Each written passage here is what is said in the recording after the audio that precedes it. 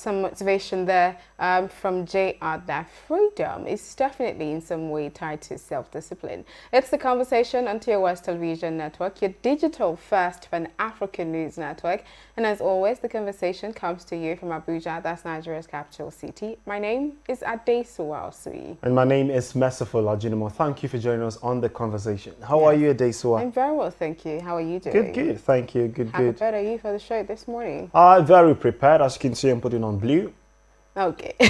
Okay. I mean, so right now, the presidency is set to unveil the 2022 national budget. And everyone is talking about it. Yes, everyone is talking about it. So much topic conversation surrounding that particular issue. Yes. And, you know, we all, when it comes to money, Nigeria as a country is very, very sensitive. Especially at the time when Nigeria has been borrowing so much to fund and finance the national budget. I just see how, you know, everything plays out today. All right, to move straight into stories from across Africa, starting from this about sub-Saharan Africa. According to a World Bank report released on Wednesday, that's yesterday, the economy of sub-Saharan Africa is projected to grow by 3.3% this year, 3.5% in 2022 and 3.8% in 2023. And moving on, Google on Wednesday said it plans to invest $1 billion in Africa over the next 5 years for access to fast and cheaper internet and will back startups to support the continent's digital transformation. Yes, that's quite an interesting one. Yes, moving away from that to Guinea. So Mohamed Bouvragui, a former civil servant and expert in agricultural finance, has been named by Guinea's military junta as Prime Minister on national television yesterday. So technically, Guinea is returning to civilian rule, you know, after the coup that rocks the country, and then, you know. And I think many of the citizens in Guinea have been praying for this time to come because there's been so much, what some people call unrest. Yeah. So now with the return of civil rule, you know, things will hopefully get back to normal. Yes, that's what we're looking forward to. You know, talking about things getting back to normal, we're still looking at returning to normal, you know, from COVID-19 pandemic and all of that. But to get to that stage, a lot of people have to get vaccinated, and that includes you. So get vaccination if you haven't been vaccinated, and if you know vaccination hasn't begun rolling in your city or your country yet, just do your part to ensure that you and the next person is safe. COVID-19 update from across Africa is next, and after that we'll be bringing you the big story.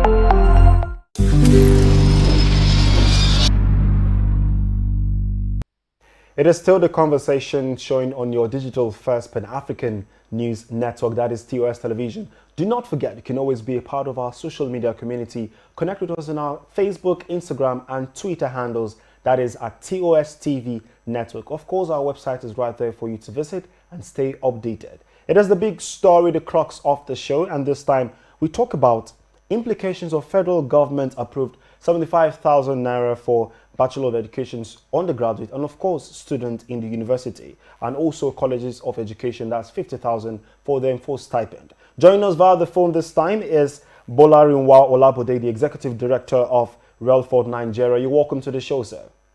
Thank you very much. Thank you. Good morning, Nigeria. Good morning. Thank you. Oh, let's go straight to it. We do know of the recent news of the federal government approving 75,000 naira for Bachelor of Education undergraduate. What's your take on this action or at such a time as this? Thank you very much. The recent approval of or let me call it the recent promise by the Buhari administration on October 5th to increase, to pay 75,000 naira to students studying education is a welcome development. And honestly, it is something that we should be happy about. It is going to give a relief to parents. If it will be fully implemented, it is going to encourage more people to want to become teachers, to boost the morals of teachers and increase productivity in terms of teaching and learning. it is something that is going to make teaching job a real profession and not just a job where someone who is frustrated and unemployed will result into. Okay. It will also enhance seriousness and give a sign that there is future for this country. Because if you want to spoil any nation, you have to destroy the education. All right. We do know of the advantages right now, but now let's talk about the timing of this action, the timing of this update. Now we have a time where we have people from the education sector crying about teachers' welfare, right? So now we're having promises for students of the university. What about the teachers? What would you have to say for people who are saying this is not the right thing to do at the right time for now? Oh, thank you very much. You will recall that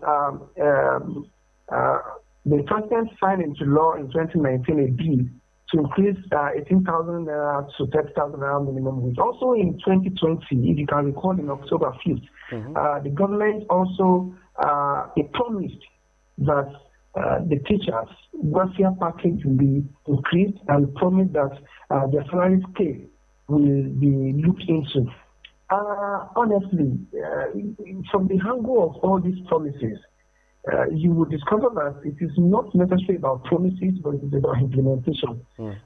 Because if it means before now, we have had teachers also being promised before this year's promising, before the president started promising the students for in this year. But one thing that is very, very important is that it is not just all about promise, because I think the government should not forget, or the leaders should not forget that they are dealing with citizens that remember, that do not forget.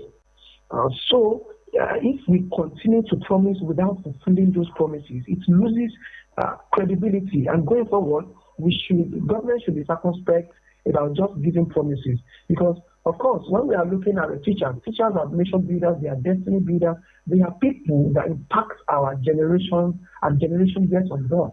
But it is very sad that we are always promising without implementing the promises.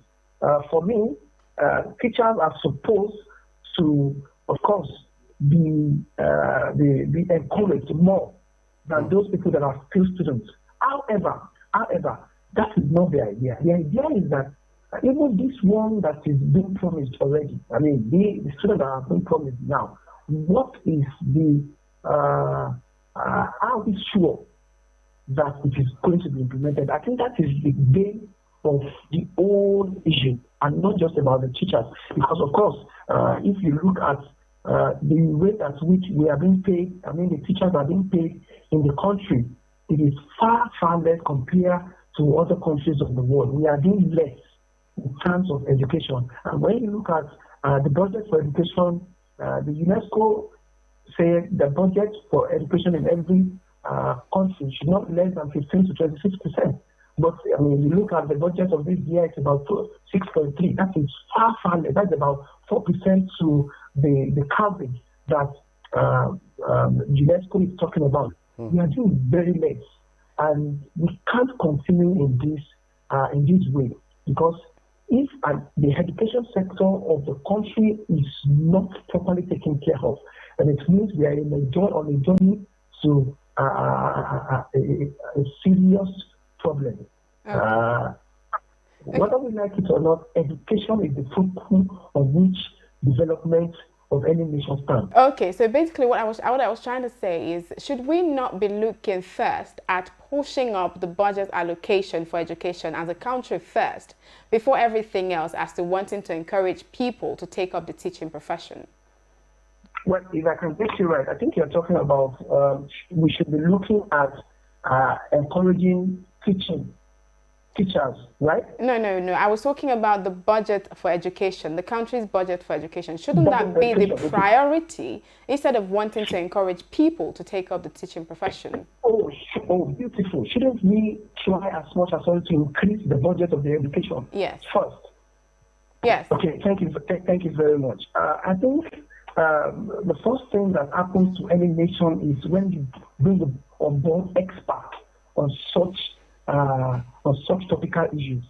When you have different kind of leaders leading a particular sectors who are not experts, because when they are not experts, they won't be able to give necessary advice, necessary counsel that will aid the development of such sector. Let me break it down. Now, if you look at some other parts of the world, we have people at the head of our sphere that are educationists themselves. They are not just people who it is not just about political arrangements. I think we should begin to look out for people who are sound, who are experts, and fix them into every of our sectors if we really want results. Okay. And that is where to start. And that is where to start from, because it is the counsel, it is the advice, it is the knowledge with which these people bring on board that will enhance government to move into the way of such sector. Now, going into educational sector, we need people who are experts.